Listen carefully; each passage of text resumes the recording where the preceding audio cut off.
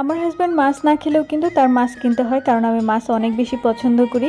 মাছ ছাড়া আমার একটা দিনও চলে না। আর আমার পুরোপুরি উল্টোটা হচ্ছে আমার হাজব্যান্ড, কারণ সে মাছ একদমই পছন্দ করে না, শুধুমাত্র ইলিশ মাছ আর চিংড়ি মাছ ছাড়া সে কোনো মাছই খায় না। আমার কিন্তু দেশি মাছটা অনেক বেশি ভালো লাগে, শুধুমাত্র আমার না, যারাই মাছ পছন্দ করে তাদের কাছে কিন্তু দেশি মাছটা অনেক বেশি পছন্দ। তবে আগের তুলনায় কিন্তু দেশি মাছটা এখন একটু কম পাওয়া যায়, আর পাওয়া গেলেও এটার দাম কিন্তু অনেক বেশি। তবে বেশ কয়েকদিন থেকে আমার কিন্তু এই মাছটা খেতে ইচ্ছা করতেছিল। আমি জানি না আপনাদের কার এলাকায় এই মাছের নাম কি, তবে আমাদের এলাকায় আঞ্চলিক নাম হচ্ছে পোয়া মাছ। তবে আমি বইয়ের ভাষায় কিংবা আমি গুগল সার্চ করে দেখেছি যে এই মাছের নাম হচ্ছে গুতুম মাছ। আরও অনেক এলাকায় অনেক নামে হয়তো বা ডাকে। তো আমার এই মাছটা অনেকদিন থেকেই খেতে ইচ্ছা করতেছিল। বাসা থেকে আসার পর কক্সবাজারে কিন্তু সামুদ্রিক মাছে ভরা, সব রকমের সামুদ্রিক মাছ এখানে পাওয়া যায়। দেশি মাছ বলতে গেলে পাওয়াই যায় না এখানে। তবে আমার যেহেতু খেতে ইচ্ছা করতেছিল, তাই আমি ছবি দেখিয়েছিলাম আমার হাজব্যান্ডকে যে এই মাছটা পাওয়া যায় কিনা। সে বলছিল এটা পাওয়া যায় না, তবে তার কয়েকজন কলিগকেও জিজ্ঞাসা করেছিল যে এই মাছ পাওয়া যায় কিনা এদিকে। তো তারাও বলেছে যে এই মাছ নাকি পাওয়া যায় না।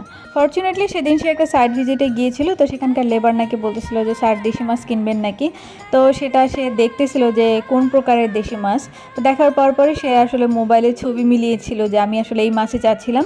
তো সেই লেবারের কাছে যতগুলি মাছ ছিল সবগুলি মাছই সে নিয়ে নেয়।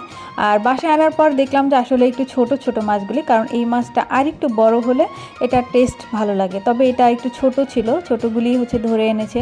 এটা মেইনলি নদীর মাছ, আর নদীর মাছের টেস্ট তো অনেক ভালো লাগে। তো আমি টেনশনে পড়ে গেছি যে আমি এগুলি কাটবো কীভাবে এখন। তবে যেহেতু আমার ছোটো বোন ছিল তখন, তাই আমি আসলে অতটাও ভয় পাচ্ছিলাম না, মনে হচ্ছিল যে পারবো ধরলে।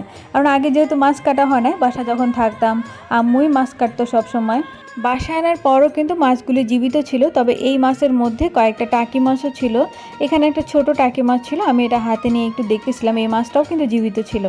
মাছের মধ্যে কিন্তু বেশ কয়েকটা পোকা ছিল, আর এই পোকাগুলিও হচ্ছে জীবিত ছিল। আমি জানি না এই পোকাগুলির নাম কি, আপনারা যদি জেনে থাকেন কমেন্টে কিন্তু জানাবেন। একটা বাটির মধ্যে আমি সবগুলি মাছ ঢেলে নিয়েছি, তারপর আমি মাছ কাটা শুরু করব। আর এখানে বড় একটা প্লাস্টিক বিছিয়ে নিয়েছি, কারণ মাছগুলি কাটতে অনেক সময় লাগবে, আর যেহেতু ছোট ছোট মাছ এগুলি নরমও হয়ে যেতে পারে। আর এটা কাটার জন্য আমি এখানে চালের গুঁড়ি ব্যবহার করছি। আমার ঘরে কিছু চালের গুঁড়ি ছিল, সেগুলি প্রায় নষ্ট হয়ে যাওয়ার মতো, তাই ভাবলাম এগুলি ফেলে না দিয়ে এই আটাগুলি দিয়ে হচ্ছে মাছটা কাটা যাক। আর আমার বাসাতে কোনো ছাইও ছিল না, গ্রামে গঞ্জে মাছ কাটার সময় কিন্তু ছাই ব্যবহার করে, আমার এখানে কোনো ছাইয়েরও অপশন ছিল না, তাই আমি এটা ব্যবহার করেছি। আপনাদের ঘরে যদি এরকম ছাই না থাকে, চালের গুঁড়া থাকলে কিন্তু চালের গুঁড়া দিয়ে মাছ কাটতে পারবেন। আমরা দুই বোন মিলে মাছ কাটলেও এখানে কিন্তু অনেক বেশি সময় লেগেছে, অলমোস্ট 3 ঘন্টার মতো সময় লেগেছে এই মাছগুলি কেটে ওয়াশ করে বক্সে রাখতে আর কি, ফ্রিজ পর্যন্ত নিতে অলমোস্ট 3 ঘন্টা সময় লেগেছে। তবে যারা মাছ কাটায় এক্সপার্ট তাদের কিন্তু আবার এত বেশি সময় লাগবে না, আমরা যেহেতু মাছ কাটি না এই কারণে কিন্তু এত বেশি সময় লেগেছে।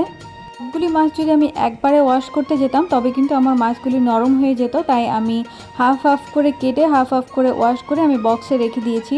তো এই ছিল আমার আজকের ভিডিও, দেখা হবে অন্য কোনো ভিডিওতে। সেই পর্যন্ত সবাই ভালো থাকবেন, সুস্থ থাকবেন। আর আমার ভিডিও যদি ভালো লাগে আমার চ্যানেলটিকে অবশ্যই সাবস্ক্রাইব করতে ভুলবেন না, লাইক কমেন্টস অ্যান্ড শেয়ার করবেন। আল্লাহ হাফিজ।